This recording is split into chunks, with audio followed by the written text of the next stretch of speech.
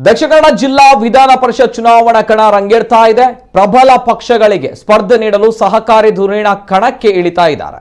ಪಕ್ಷೇತರ ಅಭ್ಯರ್ಥಿಯಾಗಿ ಕಣಕ್ಕಿಳಿಯಲು ರಾಜ್ಯ ಸಹಕಾರ ಮಾರಾಟ ಮಹಾಮಂಡಲ ಅಧ್ಯಕ್ಷ ಡಾಕ್ಟರ್ ಎಂ.ಎನ್. ರಾಜೇಂದ್ರ ಕುಮಾರ್ ಉತ್ಸಾಹ ತೋರಿದ್ದಾರೆ. ಈ ಕುರಿತು ಉಡುಪಿಯಲ್ಲಿ ಮಾಧ್ಯಮಗಳೊಂದಿಗೆ ಮಾತನಾಡಿದ ಅವರು, ನಿನ್ನೆಯಿಂದ ಎಲ್ಲರೂ ನನಗೆ ಚುನಾವಣೆಗೆ ಸ್ಪರ್ಧಿಸಲು ಒತ್ತಡ ಹಾಕ್ತಾ ಇದ್ದಾರೆ. 2-3 ದಿನಗಳಲ್ಲಿ ಚುನಾವಣೆಗೆ ನಿಲ್ಲುವ ಬಗ್ಗೆ ತೀರ್ಮಾನ ಮಾಡ್ತೇನೆ. ಸ್ವತಂತ್ರ ಅಭ್ಯರ್ಥಿಯಾಗಿ ಸ್ಪರ್ಧಿಸ್ತೇನೆ. ಸೋಲು ಗೆಲುವು ಮುಖ್ಯವಲ್ಲ.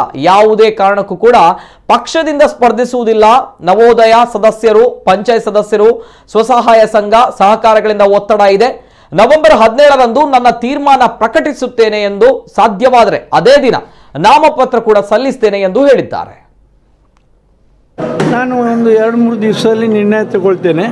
ಆದರೆ ಯಾವುದೇ ಪಕ್ಷದಿಂದ ನಾನು ಸ್ಪರ್ಧೆ ಮಾಡೋದಿಲ್ಲ. ಮಾಡೋದಿದ್ರೂ ಸ್ವತಂತ್ರ ಅಭ್ಯರ್ಥಿಯಾಗಿ ನಾನು ಸ್ಪರ್ಧೆ ಮಾಡ್ತೇನೆ. ಪಕ್ಷದ ಬೆಂಬಲ ಇದ್ದರೆ ಗೆಲ್ಲುವ ಅವಕಾಶ ತುಂಬ ಇದೆಯಲ್ಲ.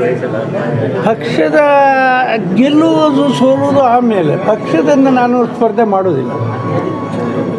ನಿಮ್ಮ ಹೇಳಿಕೆ ನೋಡಿ ಕರೆದ್ರೆ ಯಾವ ಪಕ್ಷದ ಕರೀತಾರೆ, ಅವರು ಕರೆದ್ರೆ ಹೋಗ್ಬೇಕು ಹೇಳಿ, ನನ್ನ ಇಷ್ಟ ಅದು.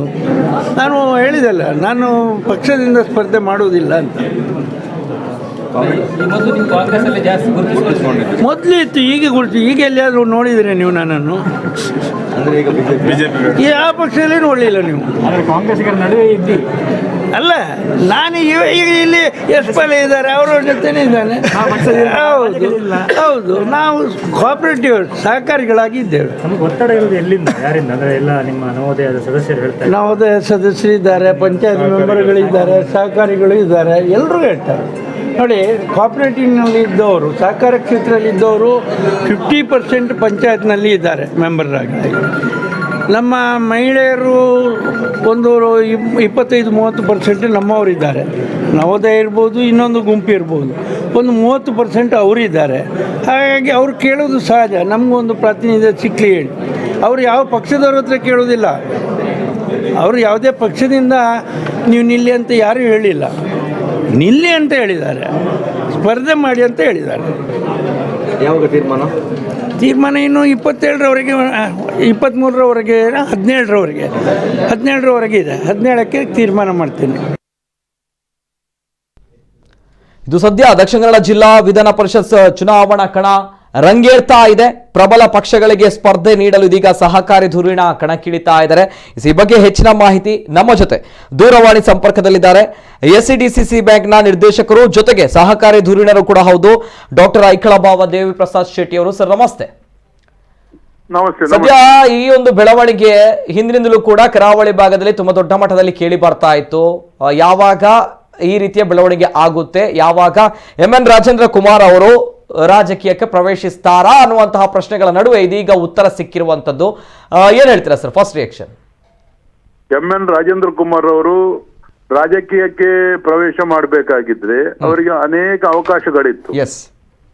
ಅವರು ಯಾವತ್ತೂ ಕೂಡ ನಾನು ಶಾಸಕನಾಗಬೇಕು, MP ಆಗಬೇಕು ಅಂತ ಕನಸು ಕಂಡವರಲ್ಲ.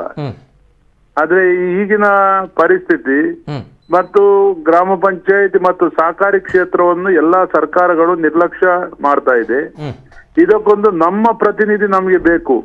ಇದು ಪಕ್ಷಾತೀತ ಆಗಿರ್ಬೇಕು. ಸಹಕಾರಿ ಕ್ಷೇತ್ರ ಕೂಡ ಪಕ್ಷಾತೀತ, ಗ್ರಾಮ ಪಂಚಾಯತ್ ವ್ಯವಸ್ಥೆ ಕೂಡ ಪಕ್ಷಾತೀತ. ಆದ್ರಿಂದ ಇದಕ್ಕೆ ಒಬ್ಬ ಸಮರ್ಥ ನಾಯಕ ಅಂತ ಇದ್ರೆ ಅದು ಎಂ.ಎನ್. ರಾಜೇಂದ್ರ ಕುಮಾರ್ ಅವರು. ಆದ್ರಿಂದ ಅವರನ್ನು ನಾವು ಈ ಕ್ಷೇತ್ರದಲ್ಲಿ ನಾವೆಲ್ಲ ಸೇರಿ ಪಕ್ಷ ರಹಿತವಾಗಿ ಅವರನ್ನ ಆಯ್ಕೆ ಮಾಡ್ಬೇಕೆಂಬುದೇ ನಮ್ಮ ಒಂದು ಆಶಯ. Perfect sir. ನಿಜವಾಗ್ಲೂ ಕೂಡ ಈ ಹಿಂದಿನಿಂದಲೂ ಕೂಡ ಕೇಳಿ ಬರ್ತಾ ಇರುವಂತಹ ಒಂದು ವಿಚಾರ.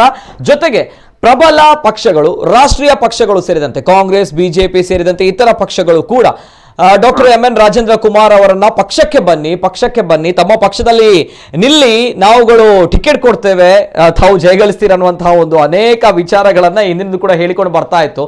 ಆದ್ರೆ ಎಂ.ಎನ್. ರಾಜೇಂದ್ರ ಕುಮಾರ್ ಇಲ್ಲ ಅನ್ನುವಂತಹ ಮಾತುಗಳನ್ನ ಹೇಳ್ತಾ ಇದ್ರು ಸರ್. ಆದ್ರೆ ಇದೀಗ ಅವರು ತೆಗೆದುಕೊಂಡಿರುವಂತಹ ಈ ಒಂದು ನಿಲುವು, ಎಸ್ ನಾನು ಚುನಾವಣೆಗೆ ಸ್ಪರ್ಧೆ ಮಾಡ್ತೇನೆ, ವಿಧಾನ ಪರಿಷತ್ ಚುನಾವಣೆಗೆ, ಆದ್ರೆ ನಾನು ಸ್ಪರ್ಧೆ ಮಾಡ್ತಾ ಇರುವಂತದ್ದು ಯಾವುದೇ ರೀತಿಯ ರಾಷ್ಟ್ರೀಯ ಪ್ರಬಲ ಪಕ್ಷಗಳಲ್ಲ, ಪಕ್ಷೇತರ ಅಭ್ಯರ್ಥಿಯಾಗಿ ಅನ್ನುವಂಥದ್ದು. ಈ ಒಂದು ವಿಚಾರ ತುಂಬಾ ದೊಡ್ಡ ಮಟ್ಟದಲ್ಲಿ ಗಮನಕ್ಕೆ ಬಂದಿರುವಂತದ್ದು, ಗಮನ ಸೆಳೆದಿರುವಂತದ್ದು. ಏನ್ ಹೇಳ್ತೀರಾ ಸರ್? ಯಾಕೆಂತ ಹೇಳಿದ್ರೆ ಸಹಕಾರಿಗಳು ಎಲ್ಲಾ ಪಕ್ಷದಲ್ಲೂ ಕೂಡ ಇದ್ದಾರೆ. ಈಗ ಪಂಚಾಯತ್ ಕ್ಷೇತ್ರದಲ್ಲಿ 50% ನಮ್ಮ ಸಹಕಾರಿ ಕ್ಷೇತ್ರದ ನಿರ್ದೇಶಕರುಗಳೇ ಪಂಚಾಯತ್ ಸದಸ್ಯರಿರುವಂತದ್ದು. ಅದಕ್ಕೂ ಮಿಗಿಲಾಗಿ ರಾಜೇಂದ್ರ ಕುಮಾರ್ ಅವರು ಮಹಿಳಾ ಸಬಲೀಕರಣಕ್ಕಾಗಿ ಬಡವರ ಮನೆ ಮಾತಾಗಿರುವಂತ ವ್ಯಕ್ತಿ.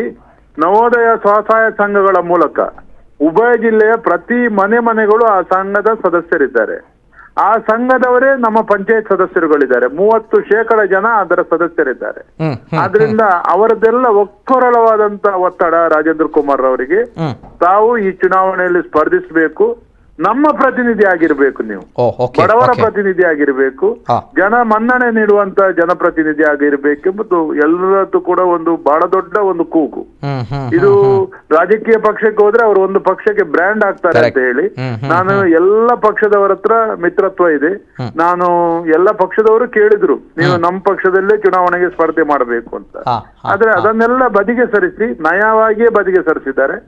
ಈಗ ನಾನು ಪಕ್ಷೇತರರಾಗಿ ನಿಲ್ಬೇಕು ಎಂಬ ಮಟ್ಟಕ್ಕೆ ಬಂದಿದ್ದಾರೆ. ಇನ್ನು ಹಲವಾರು ಸುತ್ತಿನ ಮಾತುಕತೆಗಳೆಲ್ಲ ನಡಿಲಿಕ್ಕಿದೆ. ಓಕೆ ಓಕೆ ಐಕಳ ಭಾವ ದೇವಿಪ್ರಸಾದ್ ಶೆಟ್ರೆ, ತಾವು ಕೂಡ ರಾಜಕೀಯ ರಂಗದಲ್ಲಿದ್ದವರು, ತಮ್ಮ ಕೂಡ ಗೊತ್ತಿದೆ, ಅನುಭವ ಇದೆ. ಜೊತೆಗೆ ತಾವು ಕೂಡ ಸಹಕಾರಿ ಕ್ಷೇತ್ರದಲ್ಲಿ ಸಾಧನೆ ಮಾಡಿರುವಂತಹ ಸಾಧಕರಿದ್ದೀರಾ. ಸಹಕಾರ, ಸಾಮಾಜಿಕ, ಬ್ಯಾಂಕಿಂಗ್, ಧಾರ್ಮಿಕ, ಹೀಗೆ ಎಲ್ಲ ಕ್ಷೇತ್ರಗಳಲ್ಲಿ ತಾವು ಕೂಡ ಸಾಧನೆ ಮಾಡಿದ್ದೀರಾ. ತಾವು doctor M N Rajendra Kumar ಅವರಿಗೆ ಯಾವ ರೀತಿಯ ಸಹಕಾರವನ್ನ ನೀಡ ಬಯಸ್ತೀರಾ ಅನ್ನುವಂತ ಪ್ರಶ್ನೆ ಬರುತ್ತೆ ಸರ್.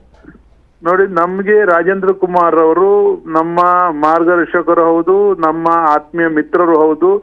ನಾವು ಅವರ ಬಗ್ಗೆ ನಾವು ಸಂಪೂರ್ಣವಾಗಿ ನಮ್ಮನ್ನು ನಾವು ತೊಡಗಿಸಿಕೊಂಡು, ನಾನು ಸಾಧಾರಣ 25 ವರ್ಷಗಳಿಂದ ಕಾಲೇಜು ದಿನಗಳಿಂದಲೇ ಒಬ್ಬ ಗ್ರಾಮ ಪಂಚಾಯತ್ ಅಧ್ಯಕ್ಷನಾಗಿ ಕಳೆದ 8 ಅವಧಿಯಲ್ಲಿ ಈ ದೇಶದಲ್ಲೇ, ಈ ರಾಜ್ಯದಲ್ಲೇ ಪ್ರಥಮವಾಗಿ ಪಂಚಾಯತಿ ಅಧ್ಯಕ್ಷನಾಗಿ ಆಯ್ಕೆ ಆಗಿದವ.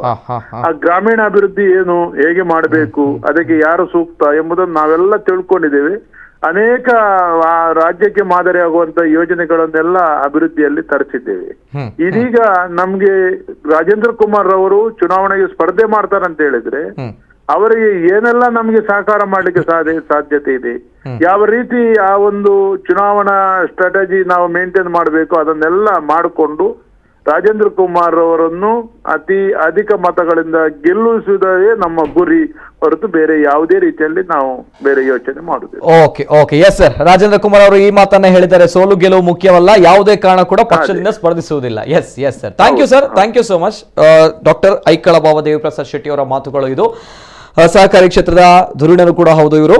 ಜೊತೆಗೆ ದಕ್ಷಿಣ ಕನ್ನಡ ಜಿಲ್ಲಾ ವಿಧಾನ ಪರಿಷತ್ ಚುನಾವಣಾ ಕಣ ರಂಗೇರ್ತಾ ಇದೆ. ಈ ಹಿನ್ನೆಲೆ ಕೂಡ ಕೇಳಿ ಬರ್ತಾ ಇರುವಂತಹ ಮಾತು, ರಾಜಕೀಯ ರಂಗಕ್ಕೆ ಇವರ ಪ್ರವೇಶ ಯಾವಾಗ ಅನ್ನುವಂಥದ್ದು ಡಾಕ್ಟರ್ ರಾಜೇಂದ್ರ ಕುಮಾರ್ ಅವರು. ಸೊ ಹಾಗಾಗಿ ಇದೀಗ ಕರಾವಳಿ ಭಾಗದಲ್ಲಿ ಒಂದು ಸುದ್ದಿ ರಾಜಕೀಯ ವಲಯದಲ್ಲಿ ತುಂಬಾ ದೊಡ್ಡ ಮಟ್ಟದಲ್ಲಿ ಚರ್ಚೆಗೆ ಕಾರಣವಾಗಿರುವಂಥದ್ದು.